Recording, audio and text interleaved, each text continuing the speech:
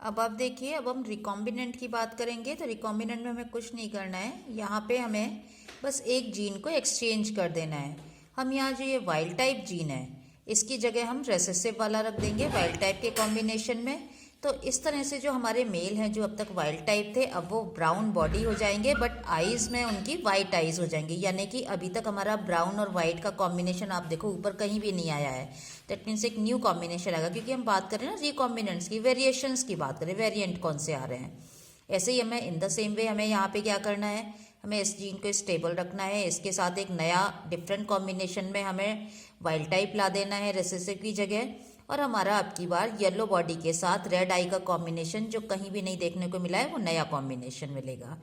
इसी तरह से इन द सेम वे हम फीमेल्स के साथ करेंगे। फीमेल में हमें ब्राउन बॉडी के साथ में वाइट आईज मिलेगा कॉम्बिनेशन में, नए कॉम्बिनेशन में, और येलो बॉडी के साथ में रेड आई मिलेगा। लेकिन आपको जो बात याद रखनी है ना बच्चों, आपको पता है क्या याद रखना है? आपको ये तो करना ही है, नए कॉम्बिनेशंस बना देना मिक्स एंड मैच से। आपको याद रखना है कि जो पेरेंटल टाइप है उसके आपको 98.7% मिलेंगे। यानी कि 100 में से 100 में से 98 आपके पेरेंट टाइप के होंगे। जबकि आपके वेरिएशंस पता है कितने होंगे? मात्र 1.3%, यानी कि 100 में से 1.3%। और जब आपके 300 आपके जो आपके ड्रोसोफिला होंगी ना F2 जनरेशन में, तो 300 में से जब आपके मात्र 2 वेरिएंट्स आपको इस तरह के मिलेंगे। यानी कि मैक्सिमम आपकी जो फ्रीक्वेंसी जाएगी वो पेरेंट टाइप की जाएगी। चलो, अब इसका मॉर्गन ने नेक्स्ट, पता है उसने क्या किया? मॉर्गन ने नेक्स्ट किया, कैरेक्टर चेंज कर दिया।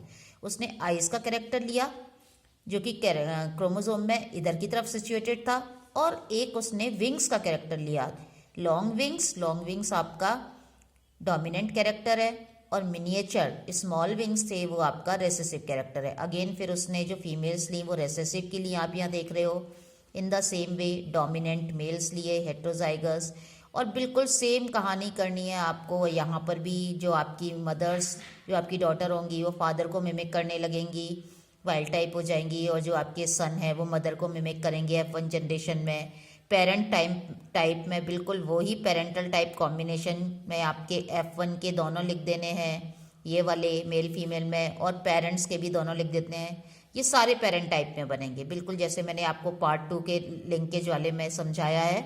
आप पार्ट 2 देखिएगा। देन उसके बाद अब हमें क्या करना है, अब इसके रिकॉम्बिनेंट बनाएंगे, वो भी बिल्कुल ऐसे ही बनाएंगे। हमें सिर्फ करना क्या है, हमें इनके जीन्स को एक्सचेंज करना है, मिक्स एंड मैच करना है। लॉ ऑफ इंडिपेंडेंट असॉर्टमेंट पढ़ा है ना, उसको ध्यान में रखते हुए आपको एक्सचेंज कर देना है। ये फ्रीली कंबाइन कर सकते हैं। दैट मीन्स कि आपका ये जो आपका यहाँ पे W+ मतलब रेड आई वाला जीन है, इसको आपको ये लगा हुआ है आपका लॉन्ग विंग के साथ, ये लॉन्ग विंग की जगह इसको डाल देना है मिनिएचर विंग के साथ में। तो हमारे जो ये जो मेल्स हैं, अभी तक रेड आई वाले मेल मिनिएचर विंग के साथ कॉम्बिनेशन में आप देखो कहीं भी नहीं आए हैं यहाँ पे। तो ये कॉम्बिनेशन में एक नया कॉम्बिनेशन बन गया। ऐसे ही in the same way mails में आपका वाइट आई के साथ नॉर्मल विंग्स बन गया। फीमेल्स में रेड आईज के साथ कभी भी आपका मिनिएचर विंग नहीं आया है यहाँ पे, तो आपका एक वो नया कॉम्बिनेशन मिल गया। F2 जनरेशन में मेंडल ने लॉ ऑफ इंडिपेंडेंट असॉर्टमेंट में बताया था ना कि नए वेरिएशंस मिलते हैं आपको, और ऐसे ही आपका वाइट आइज नॉर्मल विंग के साथ आ गया। बट आपको जो ध्यान देना है ना अब लिंकेज में, वो ये ध्यान देना है, आप यहाँ देखिए, यहाँ पे ये दोनों की दोनों जो कैरेक्टर्स हैं उनके जीन्स बहुत पास हैं, उनकी डिस्टेंस देखो बहुत कम है। जबकि यहाँ जो 2 कैरेक्टर्स लिए हैं उसने, उनके बीच का डिस्टेंस देखिए आप कितना ज़्यादा है। डिस्टेंस ज़्यादा होने से आपका रिकॉम्बिनेंट्स बनने की जो फ्रीक्वेंसी है ना, वो मैक्सिमम 37.2% पहुँच गई है। और 37.2% पता है कैसे आई?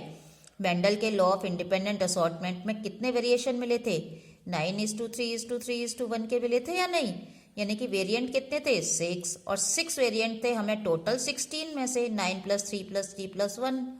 ठीक है, जब आपको 16 में से 6 मिल रहे हैं तो 100 में से कितने मिलेंगे? इसको आप कर लीजिए, ये आपका 37.2 के अराउंड ही बनेगी आपकी फिगर। यानी कि मैक्सिमम वेरिएशन तब आएंगे जबकि जो आप 2 कैरेक्टर्स स्टडी कर रहे हैं उनके जो जीन्स हैं वो ज़्यादा दूर हैं।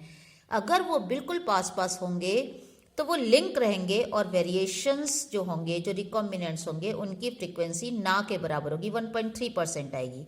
तो लिंकेज में बस आपको यही गौर करना है, एक तो आपको इनके परसेंटेज याद रखने हैं, रिकॉम्बिनेंट तो दोनों में ही बनेंगे देखो बच्चों, लेकिन एक में मैक्सिमम एफिशिएंसी से बन रहे हैं और एक में नेग्लिजिबल एफिशिएंसी से बने, ना के बराबर। 100 में से 1.3%, और जब वो बिल्कुल दूरी पर हैं तब वो आपका बन रहे हैं 37.2%। ठीक है।